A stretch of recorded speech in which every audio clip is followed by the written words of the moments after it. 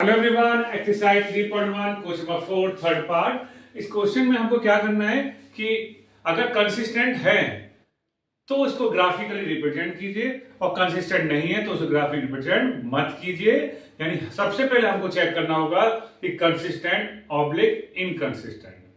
Consistent means unique solution या infinite number of solution, inconsistent में no solution. तो check करते हैं। तो ये इक्वेशन है आपके पास 2x plus y minus 6 equal to 0 and 4x minus 2y minus 4 equal to 0। Okay, तो these equations is compare by ax plus by plus c equal to 0। तो हमने ये देखा कि इक्वल टू में 0 है, तो इक्वेशन बिल्कुल स्टैंडर्ड फॉर्म में यहां पर लिखी हुई है। तो क्या लिखेंगे, these equations is compared by ax plus by plus c equal to 0. Okay, so a1 equal to 2, b1 equal to 1, c1 equal to minus 6। अब इसको ले लीजिए, a2 equal to 4, b2 equal to minus 2, C2 equal to minus 4। अब आया कैसे? तो हमारी जो एक्सप्रेशन होती है किस फॉर्म में होती है, ax plus by plus c equal to 0 के फॉर्म में। तो ये इक्वेशन क्या कहती है कि x का मल्टीपल a, y का मल्टीपल b और जिसमें वेरिएबल नहीं है वो c। तो फर्स्ट इक्वेशन के लिए इसके साथ 1 1 अटैच कर दिया, a के साथ 1 लगा दिया, b के साथ 1 लगा दिया, c के साथ 1 लगा दिया। और सेकंड इक्वेशन के लिए यहां भी 2 अटैच कर दिया, a के साथ, b के साथ भी 2 अटैच कर दिया और c के साथ भी। तो देखिए x का मल्टीपल क्या होता है a, तो यहां पर x का मल्टीपल क्या है 2, इसलिए a1 2। y का मल्टीपल क्या होता है b, और यहां y का मल्टीपल क्या है, कुछ नहीं 1, हर एक का मल्टीपल होता है, इसलिए y का मल्टीपल 1 है, इसलिए b1 1। कांस्टेंट टर्म क्या है 6, विद साइन लेना है, इसलिए c1 इक्वल टू -6। सेम है। अब इस इक्वेशन को देख लीजिए, a1 कितना हो गया 4, a1 नहीं, सेकंड के लिए a2 लिखना है, a2 4, b2 -2, क्योंकि y का मल्टीपल क्या है b और y का मल्टीपल यहां क्या है -2, इसलिए b2 -2 है। कांस्टेंट टर्म क्या है -4, तो कांस्टेंट क्या होता है c, और सेकंड के लिए किसके लिए यूज किया गया है 2 का यूज, तो c2 -4। इसके बाद हमको क्या करना होगा, इन सबका रेशियो फाइंड करना होगा। अभी करते हैं। सबसे पहले a1 अपन a2 फाइंड कीजिए। a1 आपके पास कितना है 2, a2 कितना आपके पास 4, 2 1 जा 2, 2 2 जा 4, सो a1 अपन a2 कितना आ गया 1/2। ओके, a1 के प्लेस पर a1 की वैल्यू पुट की, b1 के प्लेस पर b1 की वैल्यू पुट की, और हमको क्या रिजल्ट मिला 1/2। आगे चलते हैं, b1/b2, b1 की वैल्यू 1, b2 की वैल्यू -2। तो माइनस साइन डिनोमिनेटर में हो, नोमिनेटर में हो, आप नोमिनेटर में अटैच करिए, नो प्रॉब्लम। फिर भी कंफ्यूजन हो तो बीच में लिख सकते हैं। तो b1/b2 की वैल्यू क्या निकल के आई -1/2। अब c1/c2 देख लेते हैं। c1 की वैल्यू -6, c2 की वैल्यू -4, माइनस से minus cancel, 2 3 6, 2 2 4, this is 3/2। Okay, तो ये हमको क्या मिला c1/c2 3/2। तो हमने यहां देखा कि a1/a2 और b1/b2 दोनों का रेशियो सेम नहीं है, तो इसका मतलब ये यूनिक सॉल्यूशन होगा। अगर रेशियो सेम होता है दोनों का तो हम c से बात करते। तो हमने क्या लिखा, we see that a1/a2 not equal to b1/b2, so it is unique solution. और यूनिक सॉल्यूशन का मतलब क्या हो गया, दैट इज कंसिस्टेंट, है ना। यूनिक सॉल्यूशन का मतलब क्या होगा, कंसिस्टेंट। ओके, अब कंसिस्टेंट तो हमको क्या करना होगा, अब इसका हमें ग्राफ बनाना होगा। ग्राफ के लिए हमको क्या करना होगा, पहले टेबल ड्रॉ करनी होगी। चलिए टेबल की तरफ चलते हैं।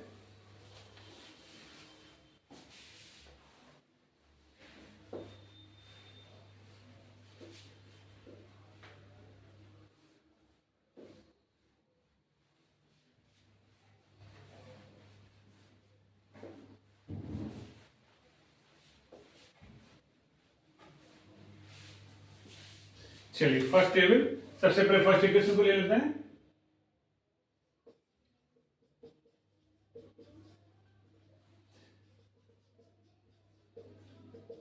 तो यहां से हम क्या करते हैं, y की वैल्यू फाइंड कर लेते हैं। तो कितना आ गया, माइनस सीधा के प्लस 6 हो गया, 6 माइनस 2x।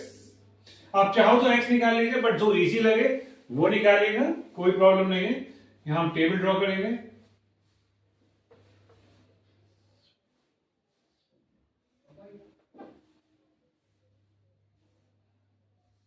मिनिमम 3 वैल्यू भी यहां पुट कर देंगे, कोई वैल्यू जो आपको अच्छी लगे। सपोज मैंने यहां पर 2 लिया, तो एक्स के प्लेस पर 2 रखेंगे तो क्या मिलेगा, 2 इंटू 2 कितना मिला, 2 आ गया, 2 2 जा 4, 6 में 4 गया 2, तो 2 रखने पर 2 मिला। अब हम क्या लेते हैं, सपोज यहां 1 लिया, तो एक्स के प्लेस पर 6 यहां था, माइनस हमारे पास है, एक्स के प्लेस पर 1 रख देंगे, क्या मिला, 1 रखने पर हमको क्या मिला, 4। ओके, सपोज हमने यहां रखा -1 रखते हैं एक्स के प्लेस पर, माइनस माइनस प्लस 8 मिला। मतलब ऐसा नहीं कि जो मैं रख रहा हूं वो ठीक है, आप जो रखेंगे वो भी ठीक होगा, बट सही वैल्यू जो भी आपको समझ में आए लेकर चलिए, फ्रैक्शन में मत लीजिएगा, और प्रॉपर अलजेब्रिक एक्सप्रेशन के अकॉर्डिंग से सॉल्व कीजिएगा, आंसर सही आएगा आपका। ठीक है, मेरे अकॉर्डिंग ये टेबल में 2 रखने पे हमें 2 मिला, 1 रखने पे 4 मिला, -1 रखने पे 8 मिला। तो इसके कोऑर्डिनेट हमको क्या मिले, 2, 2। थोड़ा सा रफ कर देते हैं इसको हम,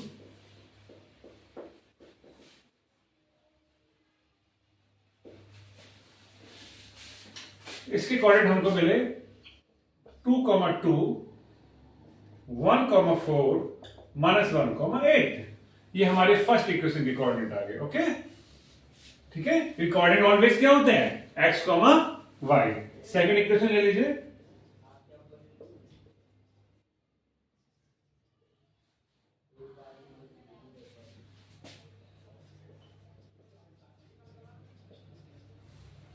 यहां से आप फाइंड कर लीजिए,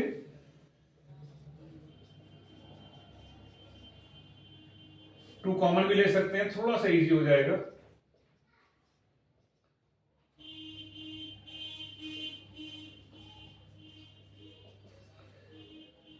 यहां से हमें इक्वेशन मिली y equal to 2x minus 2। Okay, y equal to 2x minus 2। आप चाहे तो स्टार्टिंग में 2 कॉमन ले लीजिए। हमने क्या करा, -4x माइनस 4 को मैंने इधर रखा, -2y को पहले मैं इधर ले गया 2y, फिर मैंने इसमें से 2 कॉमन लिया, 2 2 जा 4, 2 2 जा 4, 2y, 2 से 2 कैंसिल कर दिया। चाहो तो डिवाइड में ले जाके कैंसिल कर लीजिए, चाहे यहां कर लीजिए, एक ही बात है। तो y 2x minus 2 equal to y बोल दूं, या y इक्वल 2x माइनस 2, एक ही बात है। मींस हमें यहां पर इक्वेशन मिली आपकी y equal to 2x minus 2। ठीक, अब यहां टेबल बनाते हैं।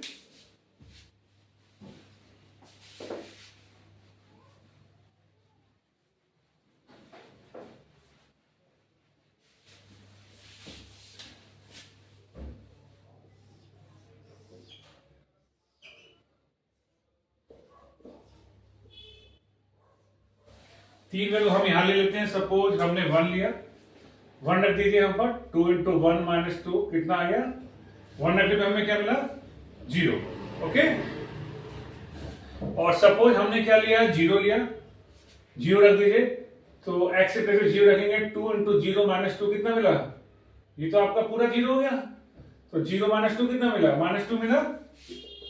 ठीक, और सपोज हम यहां 2 रख दें, 2 अगर हम रख देते हैं तो हमारी इक्वेशन क्या थी, y equal to 2x minus 2, और अगर हम यहां पर 2 रख देते हैं तो क्या मिला, 2 मिला।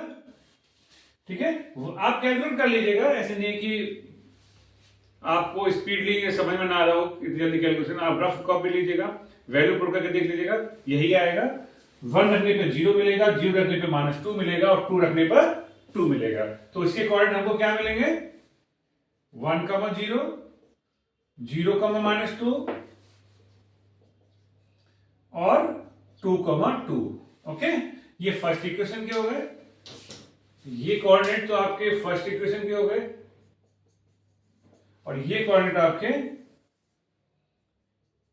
सेकंड इक्वेशन के। इसको ग्राफिकली रिप्रेजेंट करना कैसे करेंगे, देखिए इस केस मैंने पहले ही कर लिया था 2,2 हमें x में 2 ढूंढना। हमने इसके नंबर अकॉर्डिंग हमने देखा कि सबसे बड़ा नंबर 8 है, तो 8 तक आपके पास वो डिजिट जो यूज होने वाली है वो आपके ग्राफ पर प्रेजेंट होनी चाहिए। सबसे पहले फर्स्ट इक्वेशन बात करते हैं 2,2 x में 2 ढूंढिए, ये मिल गया। 2 की सीध में चलना है लाइन लेकर और y के सामने 2 पर रुक जाना है।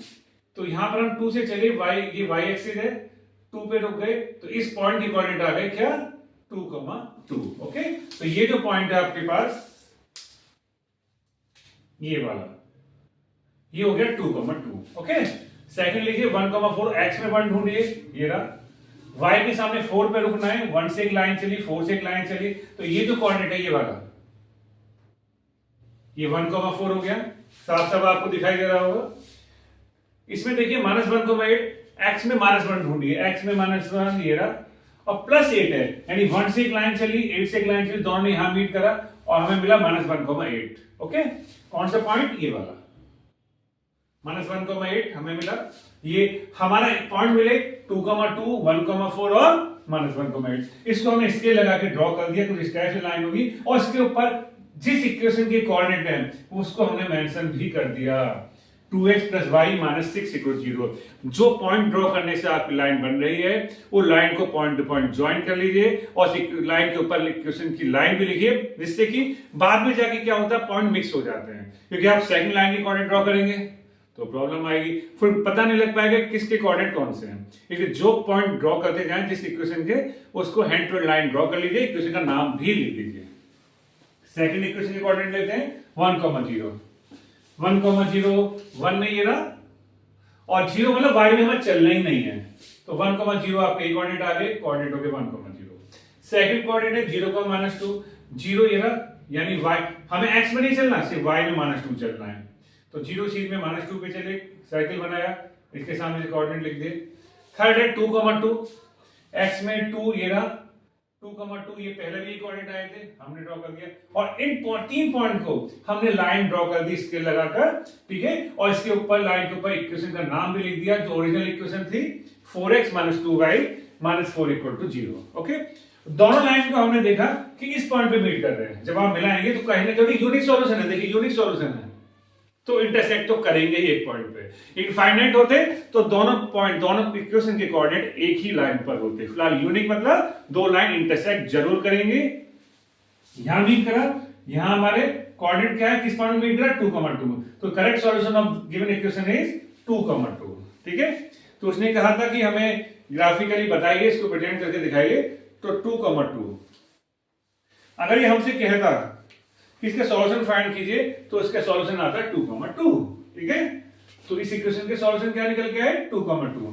तो सबसे पहले हमने चेक किया यूनिक है, नो सॉल्यूशन है, ये इनफाइनाइट है। अगर यहां पर यूनिक आया तो इसका मतलब कंसिस्टेंट हो गया। कंसिस्टेंट के अकॉर्डिंग हमने फिर दोनों इक्वेशन ली, दोनों इक्वेशन के अकॉर्डिंग टेबल ड्रॉ की, टेबल से पॉइंट कोऑर्डिनेट फाइंड आउट करे, उस कोऑर्डिनेट को स्केच करा, ग्राफ पे प्रॉपर स्केल ऐड करा कि x और y एक्सिस पर हमने 1 यूनिट लिया है, +x -x यानी x डैश +y -y यानी y डैश, दोनों वो जहां मिलते हैं वो कोऑर्डिनेट वो होते हैं 0,0 उसके कोऑर्डिनेट होते हैं। प्रॉपर डायग्राम प्रॉपर आपको करके आना पड़ेगा, पेंसिल शार्प होनी चाहिए, प्रॉपर जो लगे हाईलाइट, और जो मेन लाइन है उसको डार्क करके आएगा जिससे कि वो अलग लाइन दिखाई दे। ओके, उम्मीद करता हूं समझ में आ गया होगा। Thank you.